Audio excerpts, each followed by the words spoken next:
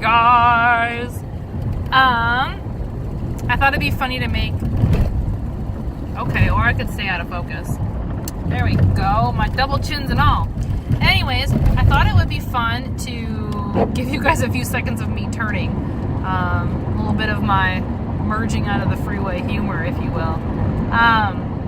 So I want to talk to you guys about something. I want to communicate with you the importance of communication. Communication is key. Communicate.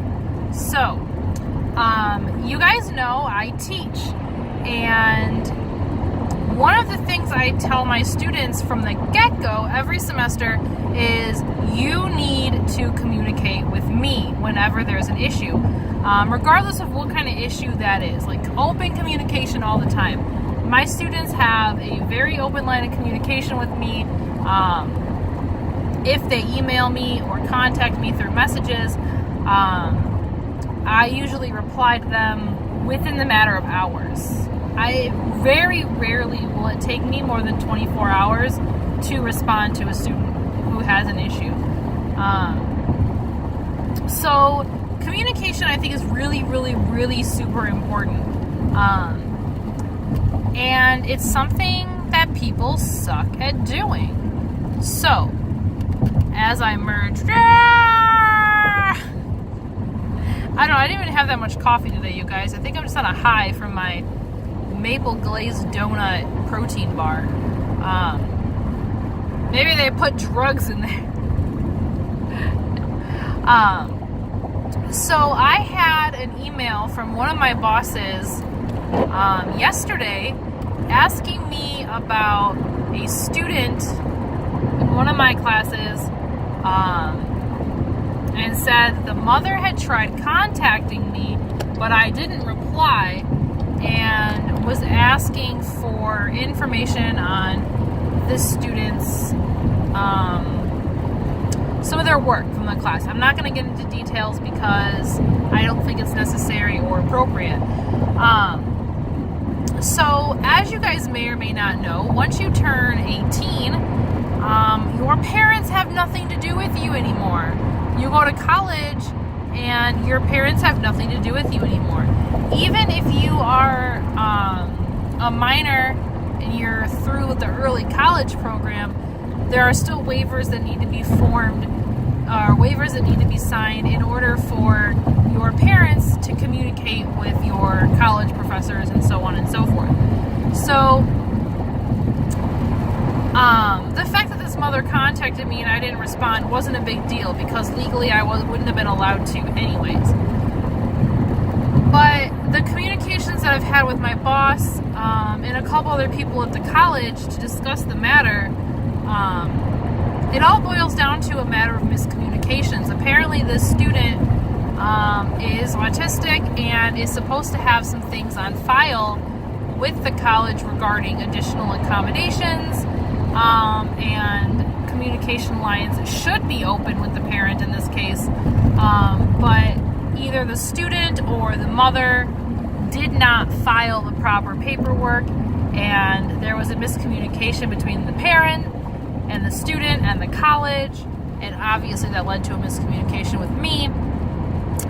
So there's administrative things handling here, but this student does not, for whatever reason, choose to communicate with me. And this is not just this student. I have this issue with a lot of students who go the entire semester without ever reaching out to me with a question, for help on an assignment, or anything like that. They just come to class, they do or don't do what they're supposed to do, and then leave, and that's it. And that's fine. Not everybody wants to, have a relationship with their instructors. That's cool, because I don't always want to have a relationship with y'all. I'm there to teach you and not be your friend. Although sometimes I want to be your friend. Side note, sometimes I legitimately want to be friends outside of the classroom with some of my students when the semester is over. Obviously, when the semester is over. But there's no non-creepy way of being like, hey, when I'm not your teacher anymore, can we be friends? So I just go through the rest of my life never being their friend and being sad about it. But anyways, back to the communication thing. Why was that truck so loud? It's okay if the students don't want to communicate with me for whatever reason, but I'm a really understanding person, and I've been told, mostly only by my husband, that I'm really strict as an instructor. But all of the things that I'm really strict on, like my rules, I'm actually really flexible about if students communicate with me. So I always say I don't take late work, but if a student contacts me ahead of time and is like, hey, for whatever reason, I don't even care if that reason is just I put it off and I need another day. If you're honest with me and you tell me, hey, I need another day or two to turn in this assignment, is that okay? I'm going to say fine. I don't care. I would rather have you turn in a late and better essay than an on-time piece of shit essay. So I don't care. Communicate with me. If you're going to be absent, even if it's not going to be an excused absence, you should still communicate with me. You should still let me know why you're not in class. I have students who stop showing up, and I don't know, are you alive? You didn't drop my class. Are you alive? Are you sick? Are you hurt? But I don't have the time to reach out to every one of my students who doesn't come to class and say, excuse me, are you alive? Just wondering where you are. I would be very busy if that's what I did. But it bothers me that I am willing to be so flexible and accommodating with my students. All they have to do is reach out and communicate, and so few of them actually do that. And then, it's not even really just with being a teacher or with my job. If I hate when I email one of my colleagues or somebody related to whatever reason, if I email somebody and it takes them longer than 24 hours. I feel like 24 hours is a relatively reasonable time frame. But if you're a professional and it takes you longer than 24 hours to respond, I'm wondering what you're doing with your life. It's really frustrating. I believe that communication is really super important, and professional people should professionally do that. Even if it's just hey, I don't have time to really respond to this right now, I just wanted to let you know that I did in fact get it. Again, communicate. Tell me what's going on. People in a relationship need to communicate. Friends need to communicate. Along the same lines, I like to be there for people. I like to be a shoulder to cry on, an ear to listen, arms to give people hugs. I'm a very empathetic person, and I want to help people and care for people and love them. And as ridiculous as this sounds, it's very frustrating for me. If I know you're going through a rough time and I'm reaching out to you and I'm saying, let me love you, damn it, and you don't let me love you, why? Why don't you let me love you? I'm legitimately saying, hey, tell me, let me pretend to be your therapist. I don't care.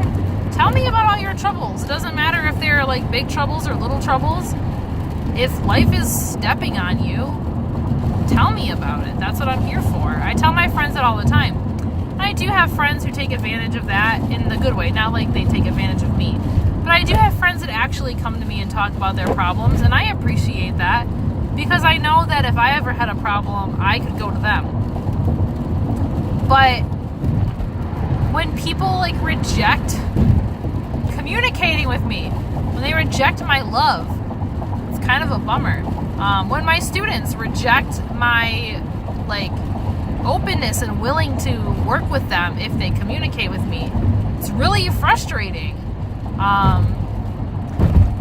as someone who is really empathetic, I put myself out there. I put myself on the line for people, whether it's my students, my colleagues, my friends, my family. I'm always like giving myself or making myself available to people, and like I'm literally saying, use me in that kind of way. And I just wish more people understood that if you are open with people and you communicate with people, that changes can happen, good things can happen.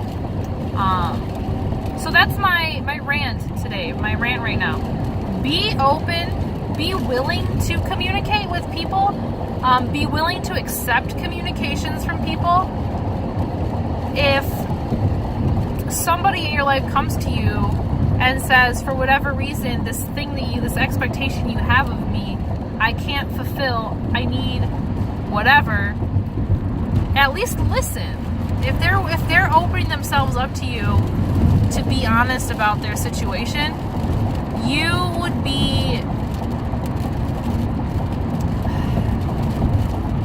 not the most kind person ever if you didn't at least take that into consideration. Now, I'm not saying let people walk all over you, that if they just come to you with an excuse, you should just let them have whatever they want. But, I mean, at least listen. Be open to communications. Be open to giving yourself. You know, a lot of the stress that people deal with in their lives could really be relieved if they just talk to somebody. It doesn't have to be a professional. Just, if you're having a bad day, find someone to talk to about it. If you're angry because of some whatever reason, talk to somebody about it. Vlog about it. Someone cares. I care. Vlog about it, and I'll watch it. I'll listen to it. Make a podcast. I will listen to your struggles. So yeah, I was thinking about that. I read another email from my boss about the issue, and it really just hit me that so many problems could be solved if there were just open lines of communication. Whether you're on the giving end or the receiving end, communicate. People, communicate. All right? So I want you guys to communicate with me and send me some whatever you want to send me, and I will graciously accept it and enjoy that communication. So I love you, and we will talk again soon, my friends.